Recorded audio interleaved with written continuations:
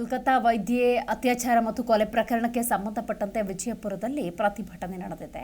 ಆ ಘಟನೆಯನ್ನು ಖಂಡಿಸಿ ಮಾಡುತ್ತಿರುವಂತಹ ಪ್ರತಿಭಟನೆ ಇದು. ದೇಶದಾದ್ಯಂತ ಕೋಲ್ಕತ್ತಾ ವೈದ್ಯೆ ಅತ್ಯಾಚಾರ ಮತ್ತು ಕೊಲೆ ಪ್ರಕರಣಕ್ಕೆ ಸಂಬಂಧಪಟ್ಟಂತೆ ವಿರೋಧ ವ್ಯಕ್ತವಾಗಿದೆ. ಕಟ್ಟುನಿಟ್ಟಿನ ಕಾನೂನುಗಳು ಬರಬೇಕು ಅನ್ನುವಂತಹ ಆಕ್ರೋಶ ಇದು.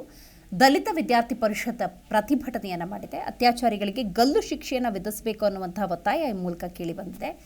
ವೈದ್ಯೆಯ ಪರಿಸ್ಥಿತಿಯೇ ಹೀಗಾದರೆ ಇನ್ನು ಸಾಮಾನ್ಯ ಜನರ ಪರಿಸ್ಥಿತಿ ಏನು ಅನ್ನುವಂಥ ಪ್ರಶ್ನೆಯನ್ನು ಈ ವಿದ್ಯಾರ್ಥಿಗಳು ಮಾಡಿಯೇ ಇದ್ದಾರೆ. ಇನ್ನು ದೇಶದ ಮಹಿಳೆಯರಿಗೆ ರಕ್ಷಣೆ ನೀಡಿ ಅನ್ನುವಂಥ ಕೂಗೊಂದು ಕೇಳಿಬರ್ತಾ ಇದೆ. ನೂರಾರು ಜನರ ಜೀವ ಉಳಿಸುವಂಥ ವೈದ್ಯರ ಕಥೆ ಹಿಂಗಾದರೆ ಇನ್ನು ಸಾಮಾನ್ಯ ಹೆಣ್ಣುಮಕ್ಕಳ ಕಥೆ ಏನು ಅನ್ನೋದು ಪ್ರಶ್ನೆಯಾಗಿದೆ ಅಂತ ಪ್ರತಿಭಟನೆಯಲ್ಲಿ ಅಲ್ಲಿದ್ದಂಥ ಹೆಣ್ಣುಮಕ್ಕಳು ಕೇಳಿದ್ದಾರೆ.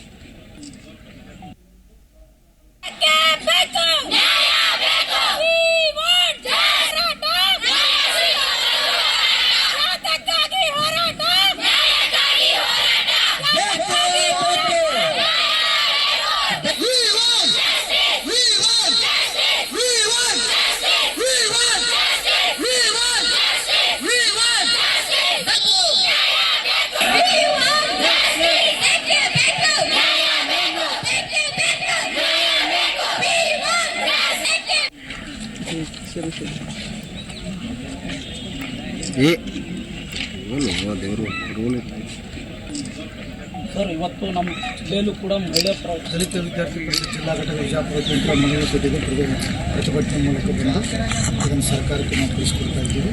ಪ್ರತಿಭಟನೆ ಮುಖ್ಯ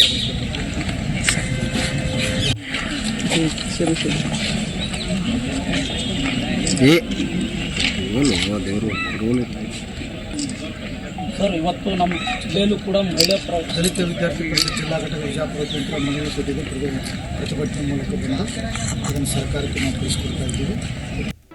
ಜಿ ಕನ್ನಡ ನ್ಯೂಸ್ ಈಗ ನಿಮ್ಮ ಮನೆಯಲ್ಲೇ ನೋಡಿ. ಎಲ್ಲ ಕೇಬಲ್ಗಳಲ್ಲಿ ಈಗ ಲಭ್ಯ.